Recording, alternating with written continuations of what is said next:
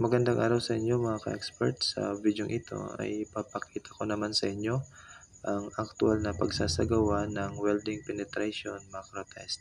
Pero bago yan, pakisubscribe muna ng ating channel at pakiclick na din ng notification bell para lagi kayong updated sa susunod nating mga video.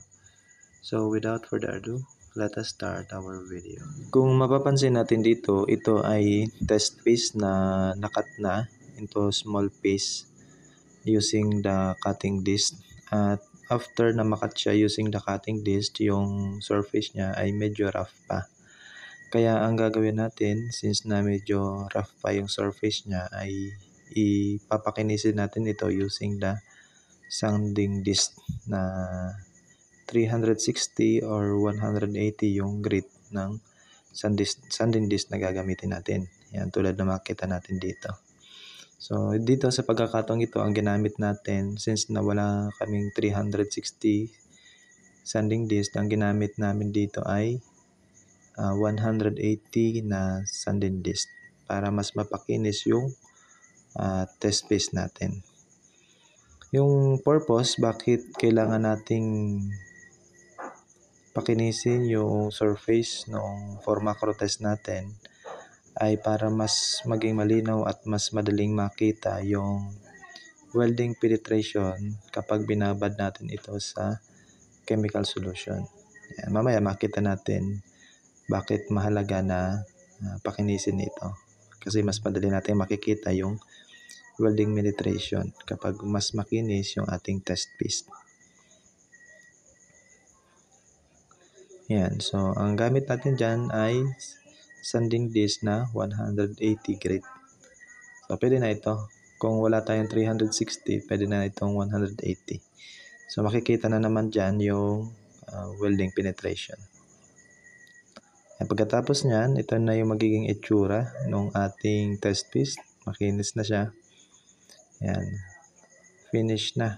Yung maganda yun na yung finish ng kanyang surface.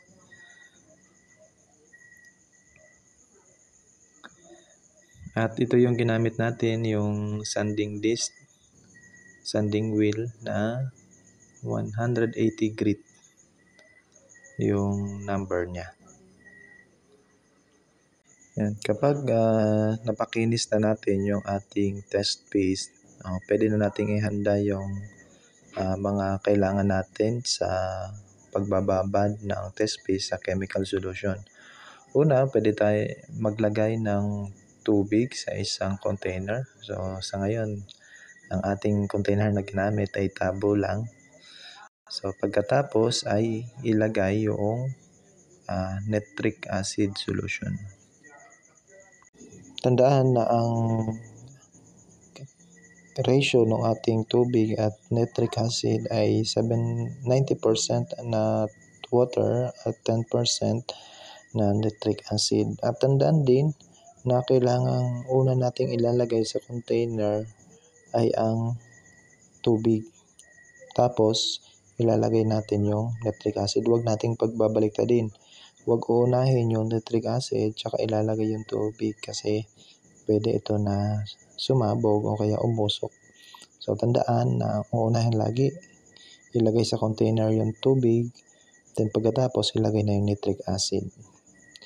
Then pagkatapos na mailagay na yung nitric acid, pwede na nating ilagay yung test paste na nag-grind natin dito sa chemical solution ng nitric acid.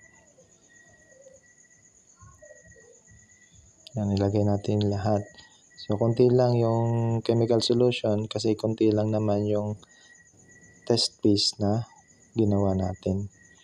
Then pagkatapos, ibabad ito ng 1 minute o hanggang sa makita yung welding penetration. Kung mapapansin nyo, yung welding penetration, yung welding niya ay umiitim. Yan. So ibabad ito ng 1 minute sa nitric acid chemical solution, yung test paste natin.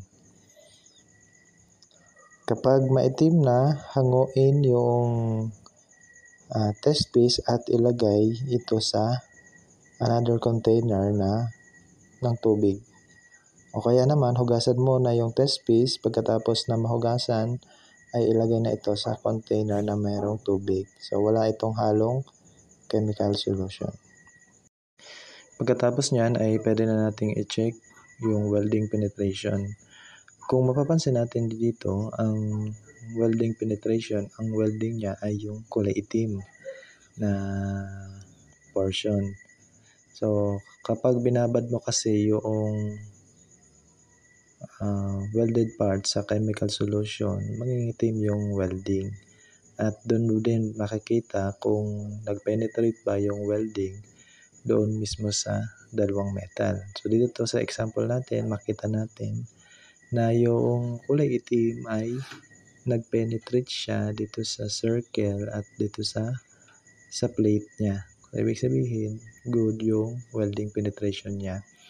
Pero hindi natin ito pwedeng i-judge basta-basta sa appearance lang o by visual. Kailangan natin gumamit ng mga instrument tulad ng microscope o iba pang instrument para mas madali nating ma-read o mas accurate nating mabasa yung actual na welding penetration after ng ating macro test. Ito naman ang example ng no good na welding penetration. Kung mapapansin nyo, yung welding, yung kulay itim, ay hindi siya nag-penetrate o nag-merge dito sa pipe. Kung makikita mo nyo dito, yung pipe ay bilog na bilog pa. Ibig sabihin, hindi siya penetrate ng welding. At yung welding, yung kulay itim, ay parang nakapatong lang siya dito sa pipe. Kaya ito ay example ng isang no good welding penetration. So kapag ganito yung nangyari, yung result ng inyong macro test, no good yung welding penetration, pwede nyong i-adjust yung mga welding parameters. Kaya naman i-check kung malalaki ba yung clearance ng dalawang parts na ipag-welding mo at magkaroon ng mga adjustment. Then macro test ulit kapag okay na yung result. Kung ano yung ginamit nyo mga welding penetration, yun na yung gamitin nyo para sa pag-welding nyo. Yun lang mga ka-expert para sa video natin sa araw na ito. Sana marami kayong natutuhan regarding macro test, welding penetration, kung paano ito sa gawa. At sana may apply nyo ito kapag kayo ay nagtrabaho sa mga welding industry. Kaya naman, tulad ng binanggit kanina, paki-like and subscribe ng ating channel and paki-click na din ang ating notification bell para lagi kayong updated sa susunod nating mga video. So, yun lang para sa video natin sa araw na ito. Bye-bye!